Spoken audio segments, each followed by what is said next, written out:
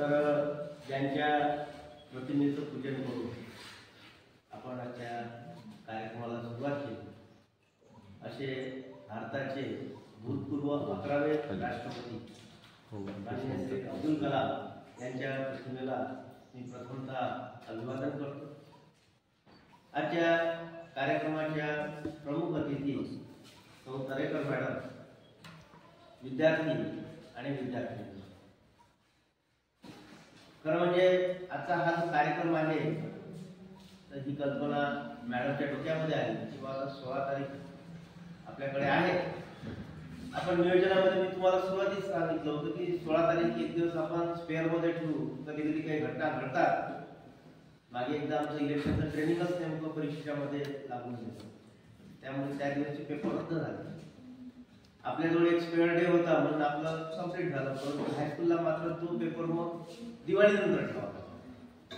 Gap खूप मोठी होते, मुलांचा मुळे निघून जातो, दिवाळी सणात सगळे रिलॅक्स होऊन जातात, म्हणून आपण सहसा एक दिवस स्पेअरमध्ये ठेवतो, काही अडचण असो काही असो। त्या दृष्टिकोनातून आजचा दिवस आपण ठेवला होता, परंतु सर्व काही निर्विघ्नपणे पार पडलं आणि त्याच्यामुळे हा दिवस एक वर्किंग डे मधला शिल्लक दिवस होता आणि मला आनंद होत आहे की तो दिवस सुद्धा आपला उपयुक्त दिवस ठरला।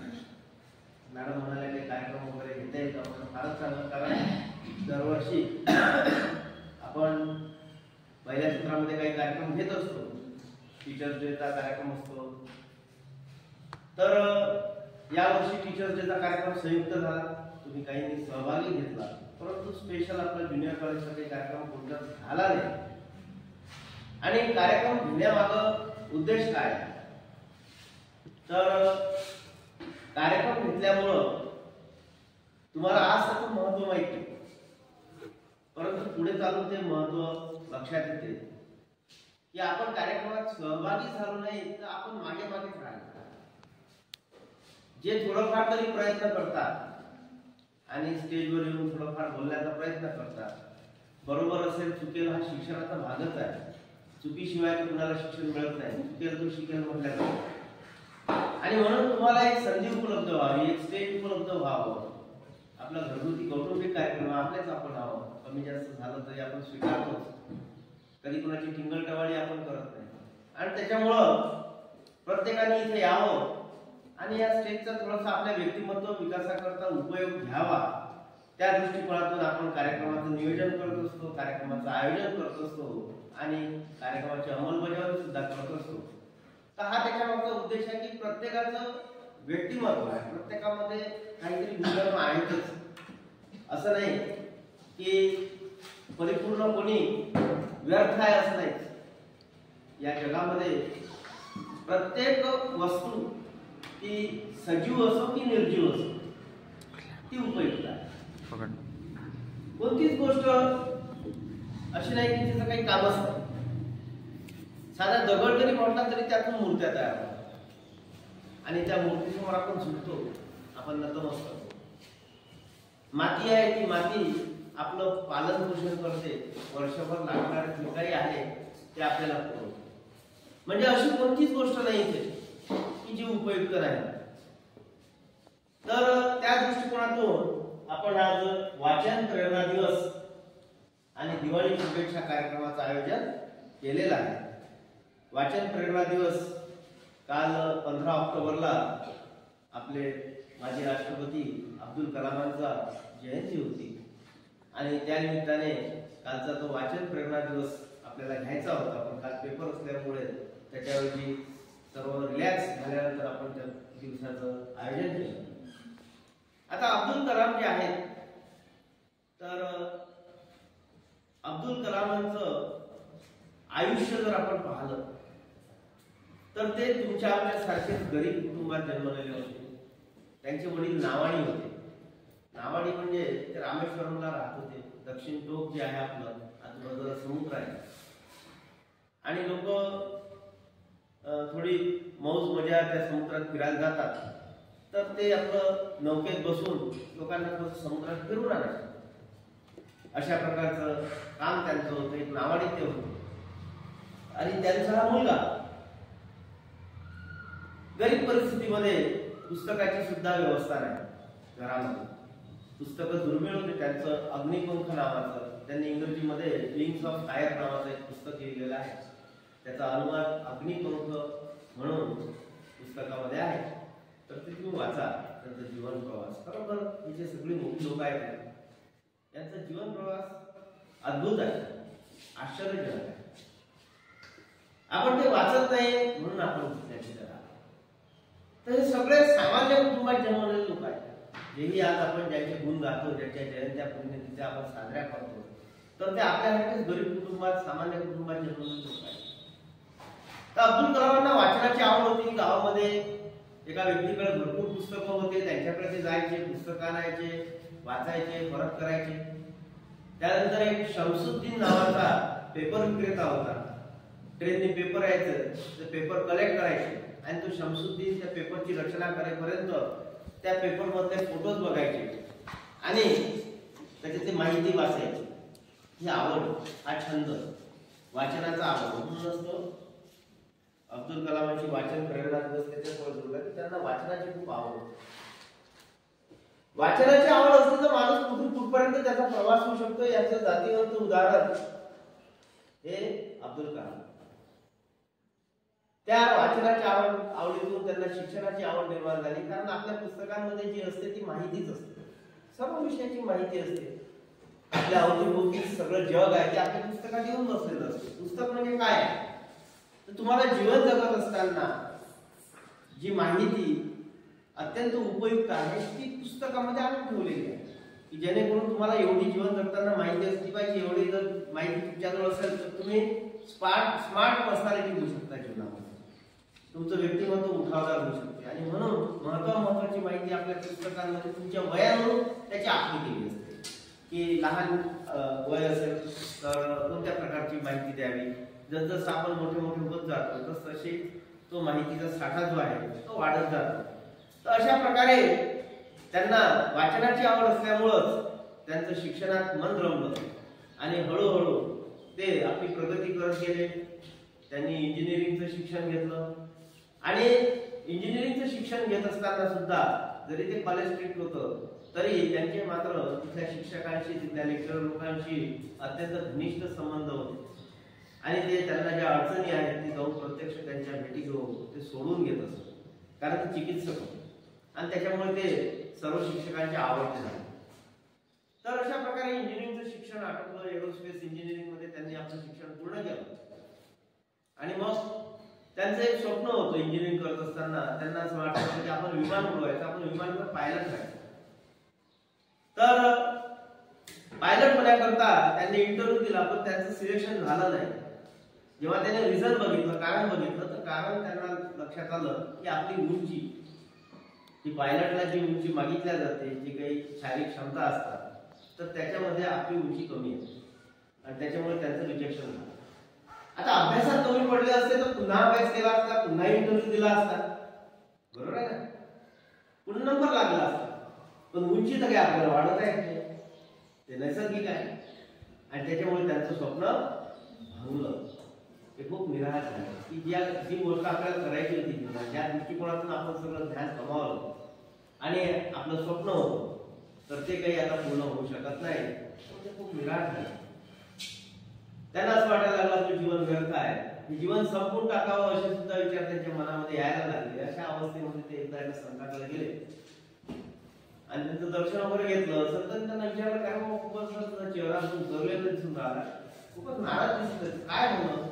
त्यांनी सांगितलं की माझं जीवनात एक स्वप्न होतं, मला इंजिनियर झाल्यानंतर मला पायलट व्हायचं होतं, परंतु मी आता ते स्वप्न पूर्ण करू शकत नाही, कारण त्याच्यामध्ये जेवढी उंची पाहिजे तेवढी उंची माझी नाही आहे, मी ठेवणार आहे. आणि त्याच्यामुळे माझं आता आयुष्य वाया गेलं, व्यर्थ गेलं, माझं शिक्षण काही कामाचं राहिलं नाही. मी ज्या दृष्टिकोनातून शिक्षण घेतलं होतं तर ते स्वप्न माझं आता पूर्ण होऊ शकत.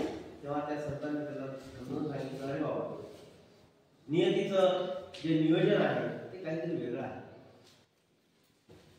तुला तरी असं वाटत होतं की आपण पायलट व्हावं, पण निसर्गाला असं वाटत नाही. निसर्गाला तर त्याच्यापेक्षा उंच उडावं. विमानाला तरी एक ठराविक उंची आहे, त्याच्या उंचीच्या वर तो जाऊ शकत नाही, ते विमान उडवता येत नाही, परंतु विमानापेक्षाही उंची ती जास्त आहे आणि म्हणून तू निराश नको, कामाला लाग. तुझ्याकरता फार मोठं नियोजन या निसर्गाने केलं आहे, या परमेश्वराने केलेलं आहे आणि म्हणून तुझी निराशा तू झटकून टाक, पुन्हा अभ्यास करायला, इंटरव्ह्यू दे, तुझं मोठ्या ठिकाणी सिलेक्शन होणार आहे असं त्या संतांनी सांगितलं आणि ते तिथून थोडे पॉझिटिव्ह झाले. मग त्यांनी सायंटिस्टचा इंटरव्ह्यू दिला आणि ते सायंटिस्ट म्हणून सिलेक्ट केले. बघा असं जीवन असतं. म्हणजे फेल्युअर हे प्रत्येकाच्या जीवनात आहे. Failure is the first step of success असं म्हटलं जातं की अपयश ही यशाची पहिली पायरी आहे. सत्य आहे. अब्दुल कलाम सुद्धा त्यातून सुटले नाही, त्यांना सुद्धा पहिल्या पायरीवरतीच लागली आणि ती इरिपेरेबल होती, ती दुरुस्त न होणारी होती. परंतु योगावेळी त्यांना त्यावेळेला एक सल्ला मिळाला, मार्गदर्शन मिळालं, सांत्वना मिळाली, तिथून त्यांना धीर मिळाला आणि त्यांनी सायंटिस्टचा जो इंटरव्ह्यू दिला तो हुशारपणे अभ्यास करून होते, त्यामुळे त्याचं सिलेक्शन झालं आणि भारताच्या संशोधन विभागामध्ये त्याचं काम सुरू झालं. आता फार मेथीचा माणूस होता, फार प्रामाणिक माणूस होता. बघा बरं धर्मजात कुठे आडवी येते का? कुठे आडवी? कुठेच आडवी येत नाही. अब्दुल कलाम हे संशोधनामध्ये उत्कृष्ट कार्य करायला लागले. पुढे चालून भारताने DRDO संरक्षण विभागाला नाविन्य आणण्याकरता, नवीन नवीन शस्त्रांची निर्मिती करण्याकरता DRDOची स्थापना तेव्हा पंतप्रधान इंदिरा गांधी होत्या, त्यांच्या डोक्यामध्ये कल्पना आली. याचं कारण असं की 1962 युद्ध जे होतं चीन विरुद्ध आपण लढलो, त्यामध्ये आपल्याजवळ शस्त्रसाठा हा जुना होता आणि त्याच्यामुळे आपले सैनिक त्यांचा नवीन शस्त्रांचा सामना करू शकले नाही, त्याच्यामुळे पराभूत झाले.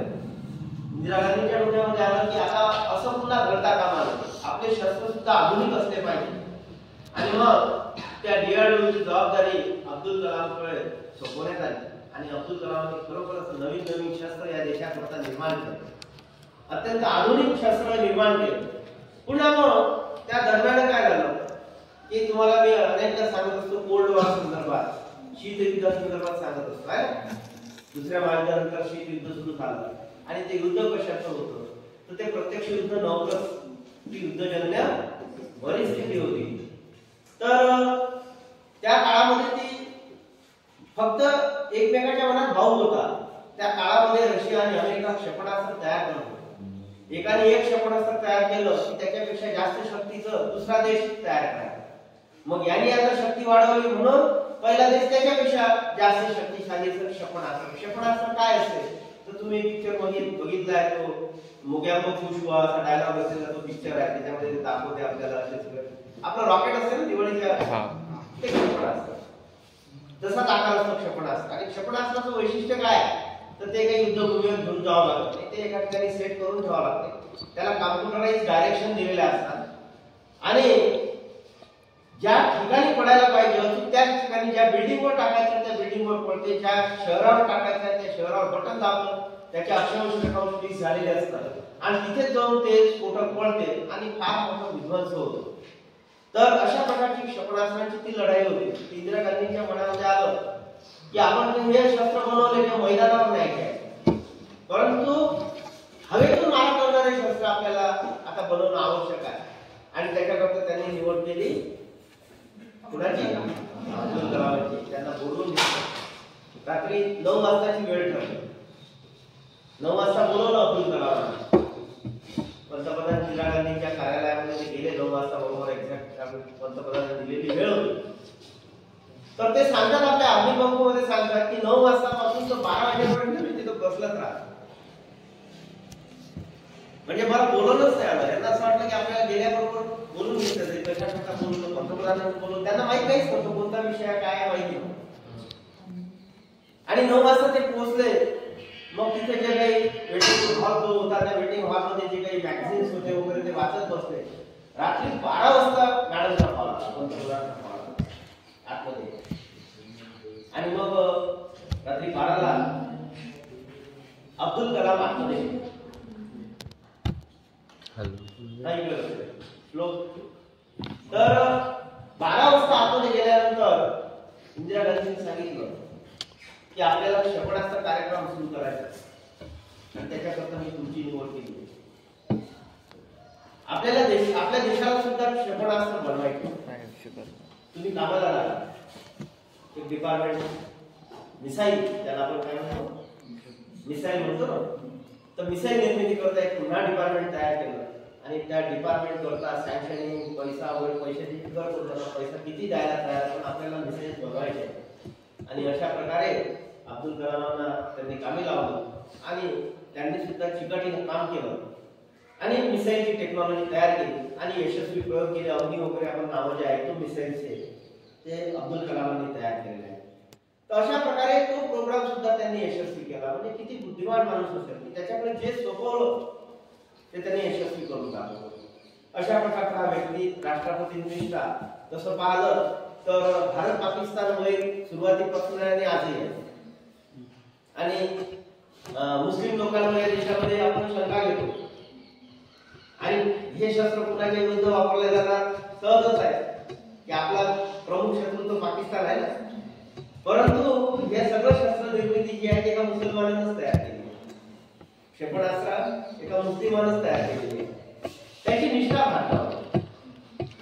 आणि अशा प्रकारे हा निष्ठावान माणूस पुढे चालून भारताचा राष्ट्रपती म्हणून सुद्धा निवडला गेला की ज्याची एवढी निष्ठा आपल्या देशावर आहे. तो जरी मुस्लिम आहे तरी भारत विरोधी भूमिका त्याची कधीही नाही आणि भारताकरताच त्यांनी आपलं आयुष्य वेचलं आणि म्हणून त्या व्यक्तीला राष्ट्रपती म्हणून नियुक्त करण्यात आलं.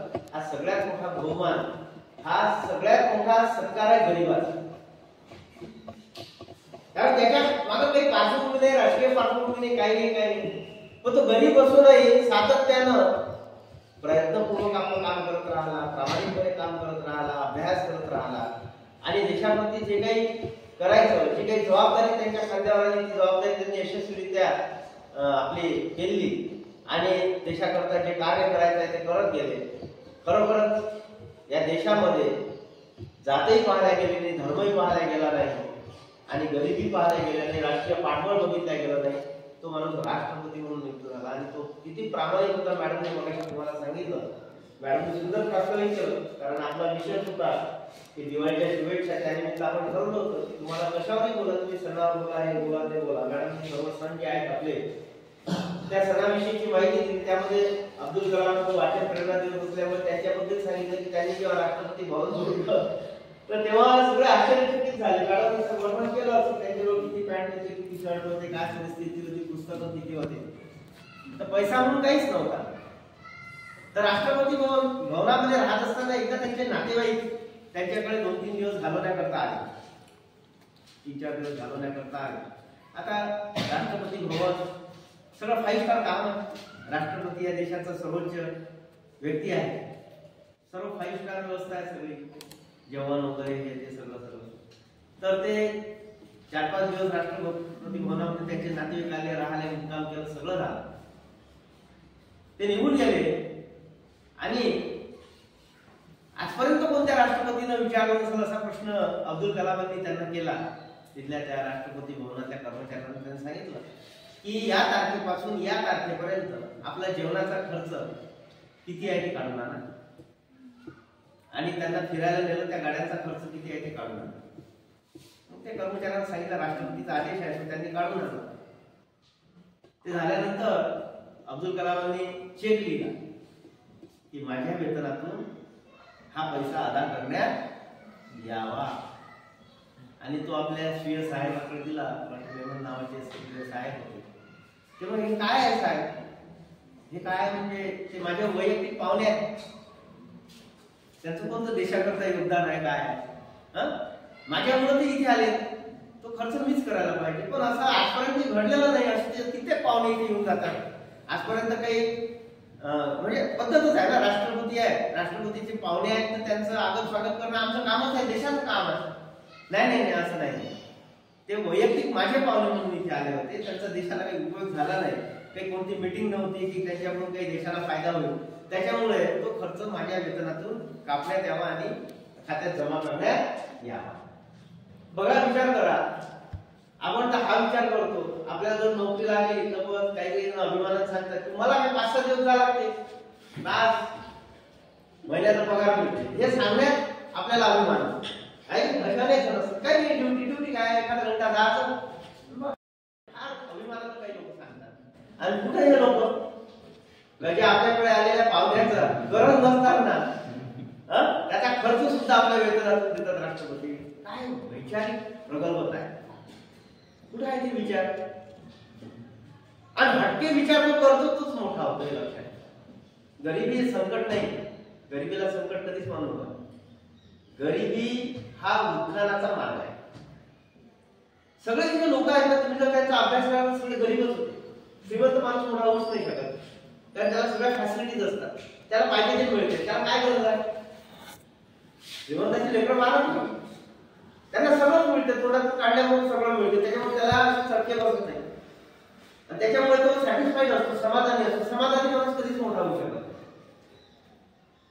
ज्याच्याजवळ काही नाही त्याच्या मनामध्ये इच्छा असते आणि तो तडपतो. त्याच्याजवळ अनेक वेदना असतात, त्या वेदनाच्या आधारावर माणूस मोठा होतो. म्हणून सगळे लोक जे मोठे आहेत यांचा जर तुम्ही इतिहास वाचला, त्यांचा जर भूतकाळ वाचला, त्यांचे आत्मचरित्र वाचले, त्यांचे जर चरित्र वाचले, तर तुमच्या असं लक्षात येईल की हे तर आपल्यासारखे होते. आपण ज्या परिस्थितीमध्ये होतो, आपण ज्या संकटांमध्ये आहोत, आज रोजी आहोत, तर एका काळामध्ये हे लोक सुद्धा अशाच परिस्थितीमध्ये होते. परंतु त्यांनी फक्त विचार जागेवर ठेवले. मगाशी प्रज्ञाने छान सोशल मीडियाच्या संदर्भात सांगितलं, छान उपयुक्त माहिती की आपल्याला जर मोठं व्हायचं असेल, आपल्याला आपल्या व्यक्तिमत्वाचा विकास करायचा असेल, आपल्याला स्वतःला पुढे न्यायचं असेल, आपल्या कुटुंबाला पुढे न्यायचं असेल, तर सर्वात महत्वाचं आहे विचार जागेवर असणे. विचार जागेवर बस एकच गोष्ट आहे की जी आपल्याला पुढे नेते. बाकी आपल्याकडे काही असो नसो, पैसा असो नसो, नाव असो नसो, श्रीमंत कुटुंबात जन्म घेऊन हा विषयच नाही. ज्याचे विचार जागेवर आहे त्याची प्रगती, हे लक्षात ठेवा. म्हणून सर्वप्रथम जर सेट करायचं असेल तर आपला माइंड सेट करावा लागतो. माइंड सेटिंग फार महत्वाचे आहे. की कोणी काही सांगू, आपल्याला त्याचं विश्लेषण करता आलं पाहिजे, आपल्याला पाहता आलं पाहिजे, आपल्याला योग्य अयोग्य ठरवता आलं पाहिजे. विवेक हा जो शब्द आहे, हा विवेक शब्द म्हणजे काय? तर योग्य अयोग्य गोष्टींचं विश्लेषण करून योग्य निर्णय घेणारी बुद्धी म्हणजे विवेक. हा विवेक व्यक्तीचा जागरूक पाहिजे. ज्या लोकांचा विवेक जागरूक आहे, कारण यांच्यासोबत आपल्या माणसं होतीच ना मागा आणणारे, बिघडवणारे, पण ते ऐकून तर घ्यायचं, पण तसं वागायचं नाही. विवेकपूर्ण निर्णय घ्यायचे. हे लोक विवेकपूर्ण निर्णय घेत गेले, म्हणून त्यांचा प्रवास हा या पदापर्यंत गेला. तर म्हणून आपल्या जवळ सुद्धा सगळंच आहे. मगाशी यशने सांगितलं की आपल्याजवळ आहे, फक्त आपण आहे ते शोधूनच नाही राहत. आपल्यामध्ये जे गुणधर्म आहेत ते आपण शोधून नाही राहतो. आपल्यामध्ये गुणधर्म जर आपण शोधले तर नक्कीच आपण मोठं होतो. आपण काय कोणी काही सांगते त्याच्या मागे धावत राहतो.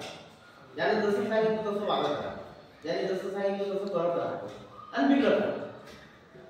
महत्वाची गोष्ट अशी आहे की आपल्याला हा जो मेंदू दिलेला आहे, जो कंट्रोलिंग करते आपलं सगळं, तो कोणताही विषय आपल्याकडे आल्यानंतर तो मेंदू घातला पाहिजे, त्याचं विश्लेषण केलं पाहिजे, योग्य अयोग्य काय आहे हे त्याची चाचपणी केली पाहिजे. आणि मग त्यानंतर अयोग्य स्वीकारलं तर काय होईल, त्याचे परिणाम काय असतील, योग्य स्वीकारलं तर काय होईल. आणि जेव्हाही जेव्हा तुम्ही योग्यता पाहाल, योग्य गोष्टी पाहाल, तर त्याच्यात तुम्हाला नुकसान दिसेल, अयोग्य गोष्टीमध्ये फायदा दिसेल. योग्य गोष्टीमध्ये काही जास्त फायदा नसतो, फार कमी फायदा असतो. अयोग्य गोष्टीमध्ये भरपूर फायदा असतो, मजा असते, आनंद असतो, सगळंच असते. परंतु ते टेम्पररी असते, तात्कालिक असते, क्षणिक असते. अयोग्य गोष्टी ज्या आहेत ह्या गोष्टीचा आनंद हा क्षणिक असतो, टेम्पररी असतो, 2 मिनिटात निघून जातो. आणि योग्य गोष्ट जी असते तर तुम्हाला सांगितलं त्याचा फायदा कमी असतो या अयोग्य गोष्टीपेक्षा, पण ते टिकाऊ असते, ते इमॉर्टल असते, परमनंट असते. योग्य गोष्ट परमनंट असते आणि ती हळूहळू डेव्हलप होते. अयोग्य गोष्ट एकाच दिवसात भरपूर काही घेऊन जाते. योग्य गोष्ट मिळायला खूप स्लो प्रोसेस आहे. जसं शिक्षण आहे, शास्त्राला असंही करता आलं तुम्हाला एकदम 12 वर्गात टाकता आलं असतं, कशाला पहिली दुसरी पाहिजे आहे. परंतु पहिली शिकायला लागते, दुसरी शिकायला लागते, तिसरी शिकायला लागते, स्लो प्रोसेस आहे. आता माझ्यासारखा ते 40 वर्गाचे पुस्तक घंट्यातच वाचून काढले, काय नाही 4 वर्ष गेले त्याच्यात आपण शिकता की जे आपण आज 2 घंट्यापासून काढतो, पण ते तेव्हा आवश्यक होते. It's a slow progress. Education is also slow process. शिक्षण ही सुद्धा खूप हळूवार प्रक्रिया आहे. म्हणूनच 15 वर्ष शिकवलं, 15 वर्ष 16 वर्ष शिकतो तेव्हा मग आपण उपयोगतो. खूप स्लो प्रोसेस आहे. आणि ज्या चांगल्या गोष्टी आहेत त्या खूप हळूवारच असतात, त्या एकदम अचानक येत नाही, त्याला वेळ लागतो. आणि म्हणून याच्याकरता आपला विचार करायला पाहिजे. कारण अनेक विकार त्या विचारावर मात करण्याचा प्रयत्न करतात. अनेक विकार उत्पन्न होतात ना, वेगवेगळे विकार जनमानसांमध्ये आहेत आणि तिथंच फरक पडत आहे. आपण जे मागे राहतो तर आपल्याकडे योग्य विचार नाही, दिशा नाही. म्हणून थोडंसं योग्य विचार आणि आपल्या जीवनाला दिशा मिळावी म्हणून आपण वाचन केलं पाहिजे. त्या लक्षात ठेवा. मग अशी लिस्ट वाचून दाखवली. मृत्युंजय आहे, छावा आहे, श्रीमान योगी आहे, अनेक पुस्तक आहेत. ते पुस्तक आपण वाचली पाहिजे. एक संस्कार मनावर होतो. काय होते ती इंटरनल प्रोसेस. आपण जेव्हा चांगलं वाचत जातो ना तर तेव्हा आपल्या मनावर एक संस्कार ऑटोमॅटिक पडतो. तो काही कोणी सांगावं लागत नाही. चांगलं वाचत जातो आपण तर त्याचा ऑटोमॅटिक मनावर संस्कार आणि आपलं गळून म्हणजे आहे शुद्ध. म्हणून वाचन खूप महत्वाचं. वेगवेगळे पुस्तकं वाचा. अभ्यासाची पुस्तकं सुद्धा आपल्याला माहिती देणारी पुस्तकं असतात. आपल्याला वाटतं तो अभ्यास नाही आहे. तुम्हाला जीवन जगताना उपयुक्त जी माहिती आहे ती माहिती पुस्तकामध्ये रचलेली आहे. ही जरी माहिती आपण घेतली तरी आपलं जीवन बदलते. त्यासोबत अदर रिडिंग आपण केलं, मराठीतून असो किंवा इतरही भाषेमध्ये असो. आपण जर कधी आत्मचरित्र वाचले किंवा चरित्र वाचले या मोठ्या लोकांचे तर ऑटोमॅटिक आपल्यात बदल घडतो. त्यासोबतच संस्कारित पुस्तकं असतात ते सुद्धा वाचले पाहिजे, कथा वाचल्या पाहिजे. याच्यामुळे आपलं ज्ञानाचं दृढीकरण होते आणि विचार जागे होतात. विकारापासून माणूस दूर जातो. तर हे सगळं महत्वाचं आहे. तर वाचन प्रेरणा दिवसाच्या तुम्हाला शुभेच्छा. तुम्ही सुद्धा मी सांगितलं त्याचं तंतोतंत पालन कराल अशी मी अपेक्षा करतो. आणि सुट्या असो हे असो पुस्तकं वाचत राहा. रिकामपण असं कोणतंही पुस्तक वाचायचं. अभ्यासाचं वाचलं पाहिजे असं नाही. अभ्यासाचंच पुस्तक वाचा असं म्हणणं नाही मला. कोणते पेपर असेल पेपर रीडिंग करा. त्याच्यामध्ये भरपूर पूर्ण जगाची माहिती पेपरमध्ये असते. वेगवेगळ्या पानावर वेगवेगळे माहिती असते. म्हणजे सुरुवातीला न्यूज असतात, फ्रंट पेजला न्यूज असतात. कुठेतरी एक स्पोर्ट्सचं पेज असते, पूर्ण खेळाची माहिती असते, विविध खेळांची माहिती दिलेली असते. कुठे जगात घडणाऱ्या घटनांची माहिती असते एका पेजवर. त्याच्यानंतर एक त्याचा जो संपादक आहे त्याचं एक पान असते, संपादकीय असते त्याच्यावर आणि विविध लेख असतात. तर जसजशी आपली प्रगल्भता होत जाते तसं आपण वर्तमानपत्राचं आपलं पानाची बदलते, क्रम बदलतो वाचताना. म्हणजे अगोदर ज्या गोष्टी आपल्याला आवडत होत्या मग हळूहळू पेपर वाचता आपण त्यानंतर वाचतो आणि मग आपलं थोडंसं आपल्या बुद्धीला फिडिंग मिळेल अशा प्रकारचे पेजेस आपण अगोदर वाचतो. तर वर्तमानपत्र असो, पुस्तकं असो हे वाचत जा, जेणेकरून आपल्या मनामध्ये हे विकार आपण चटकन अयोग्य गोष्टीकडे जे वळतो तर ते वळणार नाही. कुठेतरी आपला विवेक जागृत असेल आणि तो मग योग्य अयोग्य याच्यातली निवड करेल आणि योग्य गोष्टीकडे जाईल आणि तुमची सुद्धा पर्सनॅलिटी डेव्हलप होईल. भरपूर काही आहे. मी कधी ग्रुपवर टाकतही राहतो. या फील्डमध्ये जाऊ शकता, त्या फील्डमध्ये जाऊ शकता. इतके फील्ड आहे पण त्या फील्डमध्ये जाऊनही शेवटी तुमचं व्यक्तिमत्व योग्य नसेल तर तुम्ही विनाशाकडे जा. म्हणून कुठेही जा पण विचार जागेवर. सर्वात महत्वाचं आहे विचार जागेवर. नाही तर अनेक मोठे लोक वाया गेलेले आहेत, काहीच कामाच्या राहिले. तर म्हणून विचार हा सर्वश्रेष्ठ आहे. जगत असतो विचाराने जगा. आजच्या या कार्यक्रमामध्ये तुम्ही छान भाषण दिले. मगाशी मॅडमने खरोखरच अप्रतिम असं पहिलंच भाषण असतं. मॅडमला ऐकायचं होतं म्हणून हा कार्यक्रम आयोजित केला. मॅडम कसं बोलतात, छान बोलले मॅडम, चांगली माहिती. दुसरं आता आपण बाकीचं केदार सर वगैरे येतात, थोरात सर वगैरे करू त्यांचे भाषण भरपूर झाले. आज केदार सर आले नाही तर अजून त्यांचे मार्गदर्शन झालं असतं. त्यानंतर विद्यार्थी म्हणून तुम्ही सुद्धा सुरुवातच चांगली झाली. शिलावरून सुरुवात झाली. जो विषय मी म्हणतो शील कुठून निर्माण होते तर विचारातूनच निर्माण होते. महत्वाची गोष्ट विचार आहे तर शील टिकते, नाही तर शील टिकत नाही. एका सेकंदात मेनकाला पाहून विश्वामित्र ऋषी एका मिनिटात घायल झाले. तर विचारच नसतील बरोबर जागेवर असतं ते तुमचे शील सगळं चाललं जाते. म्हणून महत्वाची गोष्ट आहे विचार आहे ना. तर तिने सुंदर माहिती दिली, मी सुद्धा सरांबरोबर माहिती दिली किंवा तुमचे सुद्धा छान बोलली. असं बोलत राहायचं, बोलता बोलता सगळं येत जातं.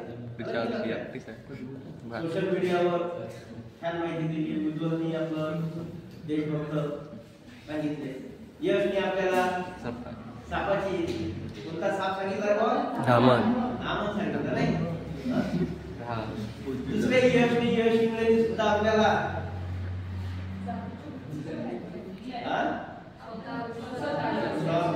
ठेवा आहे की नाही, करा. केलं तरच होते. आधी केल्याची आमंत्रण दिला त्याने. प्रयत्न वाळूचे सण तेल हीच ते प्रयत्न केले तर वाळूतून सुद्धा तेल तिळातून निघते, पण वाळूतून नाही निघते. मला आलं की लक्षात. तर रोहितने सुद्धा एक सुविचार आपल्याला सांगितला नाही. दीपेशने शुभेच्छा दिल्या आपल्याला. शुभेच्छा कोणीच नव्हत्या दिल्या. म्हणून सहभागी झालो, म्हणून पुढे आलो पाहिजे. आता या स्टेजने पुष्कळ जणांना घडवलेलं आहे. 11वी 12वी पुष्कळशी विद्यार्थी असे आहेत की जे 10वी पर्यंत कधी बोललेच नव्हते.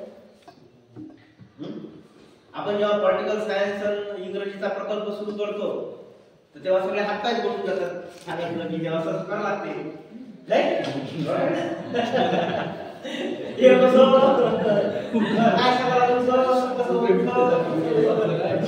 बरोबर आहे की नाही. आणि आज आपण एक एक दोन पेज सांगू का माहिती सांगू, तेव्हा आपलाच आपल्याला विचार करता की आपण एखादा पॅसेज, छोटासा पॅसेज घेतल्यानंतर तो वर्गात सांगू की नाही सांगू, हा स्वतःचा विश्वास नाही. आता त्या प्रकल्पाचा फायदा तुम्हाला इथं झाला. इथं तुम्ही उभं राहण्याची घुमत जे करताय त्या प्रोजेक्टमुळे, बरोबर आहे. म्हणजे असं वाढत जातं. म्हणून सहभागी झालं पाहिजे. पुष्कळ दूर राहतात, पुष्कळ दूर राहतात. आपल्याला जमत असते, जमत नाही तर जमणारच नाही. यशने सांगितलं की तुम्ही प्रयत्न करा, बरोबर आहे. जमतच नाही म्हटलं तर कसं जमणार आहे. आणि यात आनंद आहे, हा क्षणिक आनंद नाही आहे. ज्या दिवशी आपण वर्गात काही माहिती देतो, विद्यार्थी आपल्याला प्रश्न विचारतात, आपण त्याची उत्तरं देतो किंवा एखादं भाषण देतो, घरी गेल्यानंतर आपण जेव्हा झोपतो तेव्हा अर्धा एक तास आपल्याला तेच आठवतं, झोपच नाही लागत, बरोबर. तो एक आनंद, एवढा आनंद असतो की आपण असं बोलतो, आपण तसं बोलतो, आपण या पद्धतीनं आपण असं उत्तर दिलं. तर सुरुवातीला अशी परिस्थिती असते सगळ्यांची, बरोबर आहे. ही जी परिस्थिती आहे, हा जो आनंद आहे पैशात नाही मिळू शकत. किती पैसे द्यायचे म्हणजे जीवनात आनंद मिळाला. आनंद अशी गोष्ट नाही की जी आणली आपल्या खिशात ठेवली. मी बा एक किलो आनंद विकत आणला, आनंद आनंद हा क्षणाक्षणाला कमवावा लागतो. प्रत्येक गोष्टीत आनंद आहे, प्रत्येक कार्यामध्ये आनंद आहे. एखाद्या घरचं लग्न चांगलं झालं की ते 4-5 जण घरचे बसतात, असे आनंदी असतात. छान झालं, सगळे आले, कसं झालं तसं झालं, त्याच्या गोष्टी समजा संपत नाही. हा असं म्हणेन, तो तसं म्हणेन, तो म्हणे खूप छान लग्न केलं, आनंद, त्या लग्नातला आनंद होईल. दुसऱ्या दिवशी मोहित झाली घरात, दुसऱ्या दिवशी त्या मंदिर काढले, मजा आली त्यांना, त्या प्रेताच्या बाजूला बसून केला तो आनंद. तो त्या दिवशी केला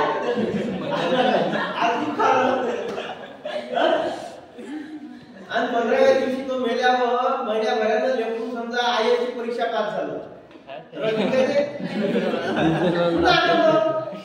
हे असं सायकलिंग आहे, हे सेकंदाचा आहे. आनंदी नाचून राहतो, नाचता नाचता काटा काय गेला. अरे बापरे, आई गो काटा काढला एकदम खाली बसतो. आता तर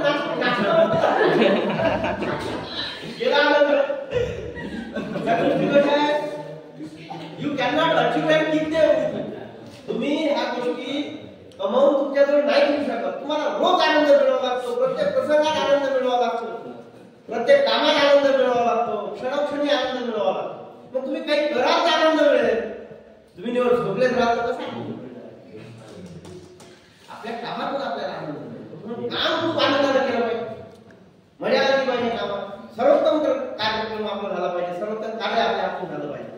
हे पाहिजे साथ ते आपण अभ्यासही करतो तर चांगला अभ्यास झाला पाहिजे, आपल्याला मार्क मिळाले चांगले मिळाले पाहिजे. ह्या सगळ्या गोष्टी आहेत. म्हणजे क्षणोक्षणी आनंद आहे, प्रत्येक गोष्टीत आनंद आहे.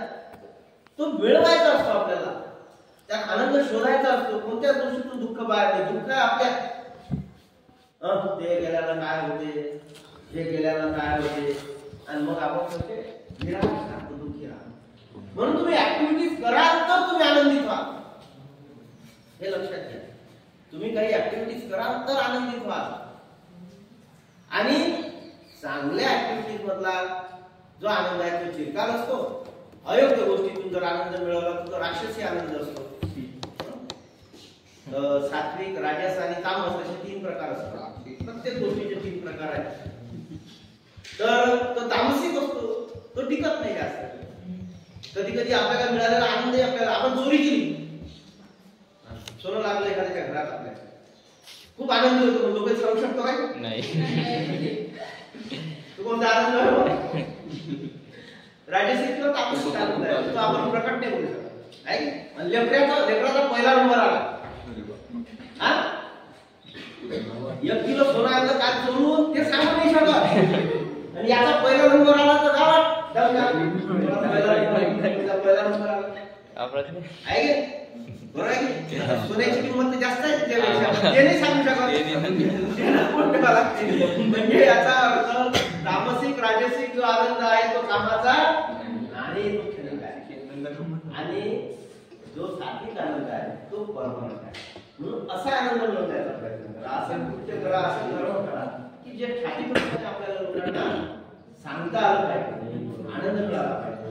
अशा प्रकारचा आपल्याला कर्म करायचं आहे. अशा पद्धतीने आपल्याला प्रगती करायची आहे. फक्त पुस्तकं नाही शिकायचं. महत्वाची गोष्ट, पुस्तकं एक आधार आहे, शिक्षण एक आधार आहे. शिक्षणातून व्यक्तिमत्व घडतं. आलं की लक्षात? कारण दरवर्षी पुस्तक बदलत आहे, दरवर्षी पुस्तक बदलत, माहिती नाही बदलत, पुस्तक बदलत. म्हणून हे बदलणार आहे, पण त्यातून आपलं व्यक्तिमत्वाचा विकास झाला पाहिजे. आणि आपलं कार्य जे आहे, आपल्या कार्यातून समाजाला काहीतरी मिळालं पाहिजे, ते समाज उपयोगी अशा प्रकारचं आपलं कार्य असलं पाहिजे, हे लक्षात ठेवा. तो आनंद चिरकाल टिकतो, ज्याच्यातून समाजाला फायदा होतो, ज्याच्यातून 2 लोकांना फायदा होतो. आलं की लक्षात? तर तिथे तो आनंद असतो तो चिरकाल टिकणारा आहे. म्हणून आपल्या ध्यानाचा उपयोग हा समाजाला झाला पाहिजे, हा नेहमी विचार केला पाहिजे. म्हणजे आपण तर ध्यान मिळवलं पाहिजे, पण त्या ज्ञानातून समाजाचं उत्थान कसं होईल, समाजाला फायदा कसा होईल, माझ्या मार्फत 2 लोकांना फायदा कसा होईल, हा जो विचार आहे, त्याच्यातून जो फायदा होतो तो चिरकाल टिकणारा असतो, तो सात्विक आनंद आहे. तर म्हणून फक्त पुस्तक शिकणे म्हणजे शिक्षण नव्हे, तर शिक्षणाचा मतितार्थ समजून घेणे हे शिक्षण आहे. तर या वाचन प्रेरणा दिवस आणि दिवाळीच्या शुभेच्छा तुम्हा सर्वांना मी माझ्याकडून दिवाळीच्या शुभेच्छा देतो. आणि या दिवसानिमित्त तुम्ही आता पुढे तरी थोडंसं पुस्तकांवर प्रेम करायला लागला, पुस्तकाची हेटाळणी करणार नाही. हे काय करतो इथं, हे उचल पुस्तक, हे काय आमची साफसफाई लागली, हे काय कुठे जातो पुस्तक, त्या पुस्तकाला पुस्तक काय आहे,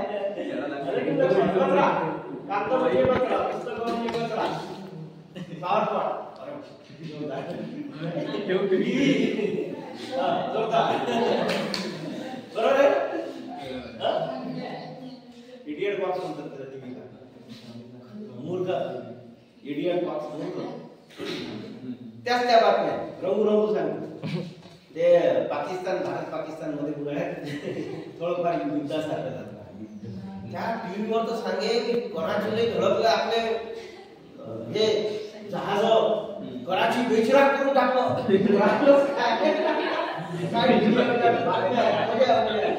इथं असं झालं, हे फोटो दाखवलं, कुठल्या जगात आलं, इथं पडलं, इथे दूर निघून राहिला, पाहिलं तर रियालिटी काय काय परिस्थिती काय आहे. लोकांना चिंध्या बनवून आपलं रेटिंग वाढवतो, टीआरपी असतो, टीआरपी वाढवण्याकरता लोकांना मूर्ख बनवणं, त्याला इडियट बॉक्स म्हणतात. आपलं सगळं प्रेम त्या हॉलमध्ये टीव्ही पाहिजे, इथं हे पाहिजे, शोकेस पाहिजे, आहे की नाही? हे पाहिजे ते पाहिजे, फोटो पाहिजे. पण ज्याच्या घरात शोकेस पेक्षा पुस्तकांची शोकेस जर असेल तर समजून घ्या इथं काहीतरी आहे, इथं काहीतरी. जुन्या काळामध्ये आम्ही जेव्हा जात होतो कोणाकोणाकडे, आम्ही लहान होतो तेव्हा चांगल्या लोकांच्या घरामध्ये पुस्तकांचे शोकेस असायचे. आता तुम्हाला हॉलमध्ये पुस्तकाची शोकेस दिसणार नाही. शोभेच्या वस्तू बरोबर आहे, त्याला महत्व आलं कारण सारी लोक रिकामीच झाली. त्याच्या घरात त्याच्या घरात ते आहे, त्याच्या घरात ते आहे, हे कुठून आणलं ते कुठून आणलं, पुस्तकाला एक विचारते हे पुस्तक कुठून आणलं बाबा काय आहे, चर्चाच नाही राहिली. तर अगोदर होतं, अगोदर पुस्तकांना हॉलमध्ये टाकायचं, हॉलमध्ये ठेवल्या जात असत, पुस्तकं ठेवल्या जात असत, कपाटामध्ये एकावर पुस्तकं असत. ते विचार देणार आहे, पुस्तक विचार देणार आहे, जीवन घडवणार आहे. आणि म्हणून आपण जे आता असे व्यवहार ठरवतो, जिकडे लाड आले तिकडे चालतो, जशी लहर आली तिकडे चालतो. कोणी काय